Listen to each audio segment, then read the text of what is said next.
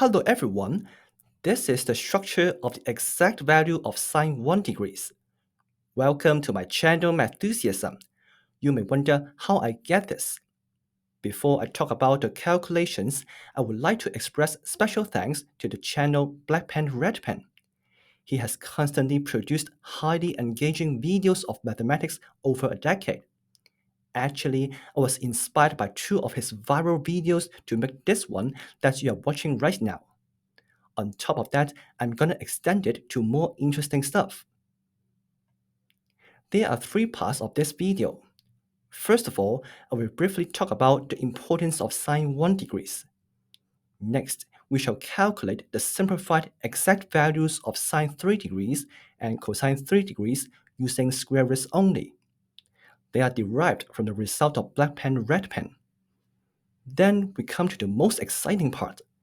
I will apply his formula of sine x over 3 to reduce it to sine 1 degrees, and we can figure out some bonus results. Let's check out the first part. Why do we bother to find the exact value of sine 1 degrees? We have learned many special values of trigonometric ratios in third form. The simple one, 30 degrees, 45 degrees, and 60 degrees can be found by drawing triangles. Next, we can extend to 0 degrees and 90 degrees. Then we can make use of compound angle formula to get those of 15 degrees and 75 degrees.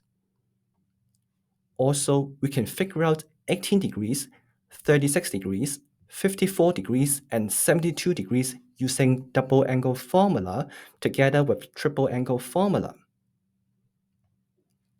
If we write the angles in radian, you can see that they are pi times a relatively simple fraction.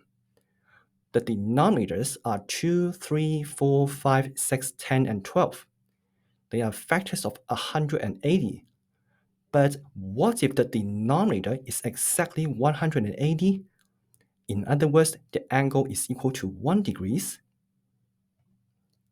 If we know the value of sine 1 degrees, then we can generalize it to any angle x degrees, where x is an integer. By how? Simply addition and multiplication. For example, if we want to find the value of sine 20 degrees, then change the angle to 18 degrees plus 2 degrees. We can make use of compound angle formula to expand it like this. Here we have the values for 18 degrees already. For the 2 degrees, it is clearly 2 times 1 degrees. So we use double angle formula. Then everything is solved. That's why sine 1 degrees is fundamental element here. Now we look at the exact value of sine 3 degrees. First of all, we use the triple angle formula. Here, sine 3a is associated with sine a. You see, the equation is cubic in sine a. So if we know the value of sine 3a, then we apply the cubic formula to solve for sine a. The three roots are shown right here. They are in terms of sine 3a, cosine 3a, imaginary number I, omega 1, and omega 2. These two are the cube roots of unity. That is, the complex roots of the equation z cubed minus 1 is equal to 0.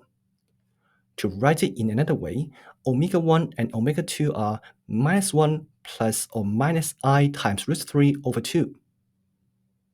Now we put x equals to 3a. Then it becomes the formula of sine x over 3. You can see the link of the detailed proof by black pen red pen in the descriptions. To find the value of sine 1 degrees, we put x equals to 3 degrees into the formula. Here, we have to figure out the values of sine 3 degrees and cosine 3 degrees. For sine 3 degrees, it is equal to this value. You may refer to this video from black pen red pen again. Starting from this point, we are going to do something new. Let's simplify it a little bit. Here I call these two terms a and b. So sine 3 degrees is equal to a minus b over 16. Squaring the whole equation and expand it, then we get sine squared 3 degrees is equal to a squared minus 2ab plus b squared all over 256. Let's look at these three terms one by one.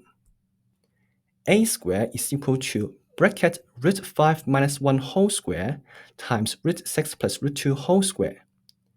We expand the two perfect squares like this. Simplify them, then we can take out the common factor in each bracket. For the first one, we can take out 2. For the second one, we can take out 4. So it is equal to x times bracket 3 minus root 5 times bracket 2 plus root 3. Now we expand it one more time. Therefore, a squared is equal to x times bracket 6 plus 3 root 3 minus 2 root 5 minus root 15. Now let's move on to b squared, which is equal to 4 times bracket root 3 minus 1 whole square times 5 plus root 5. There is only one perfect square to expand. We simplified it, then there is a common factor 2 in the first bracket. Let's take it out and expand again, just like what we did for a squared. Then we get b squared is equal to x times bracket 10 plus 2 root 5 minus 5 root 3 minus root 15. Look at the values of a squared and b squared. There are some like such. Let's add them up now. A squared plus b squared is equal to x times these two brackets. Here, the terms 2 root 5 can be cancelled out. So it is equal to x times bracket 16 minus 2 root 3 minus 2 root 15. Take out another factor 2 here, then it becomes 16 times bracket x minus root 3 minus root 15. Okay, how about the term 2ab? It is a product of these terms. Can you see any hidden pattern behind? Let's group the first and last terms together. The other two are another group. Here, we shall make use of some amazing tricks of sorts. For the first term, we put it inside the square root. So we have to square it. For the second term, we can take out the common factor square root 5. Then we have root 5 plus 1. Now we have a nice form x minus y times x plus y. It is the difference of two squares, x squared minus y squared. Let's continue with this one first. Inside the square root, we get root 5 minus 1 times root 5 times 5 minus 1. So this is equal to root 4 times bracket 5 minus root 5. Take out the 4, then it is equal to 2 times root 5 minus root 5. Great! How about the other two terms? From the third term, we take out root 2. So it is root 3 plus 1. You see, another x plus y times x minus y. This is 3 minus 1, which is equal to 2. Okay, we can multiply all these terms together. Therefore, 2ab is equal to 16 times root 2 times bracket 5 minus root 5. Let's go back to sine squared 3 degrees. We put the values of a squared plus b squared and 2ab inside. Then we can cancel out this factor 16 with the 256 outside. So the new denominator is 16. Now, taking square root, then sine 3 degrees is equal to 1 over 4 times the square root of these four terms. Note that these three terms are negative. It is something special, and we shall come back to this point in a second. Let's move on to cosine squared 3 degrees.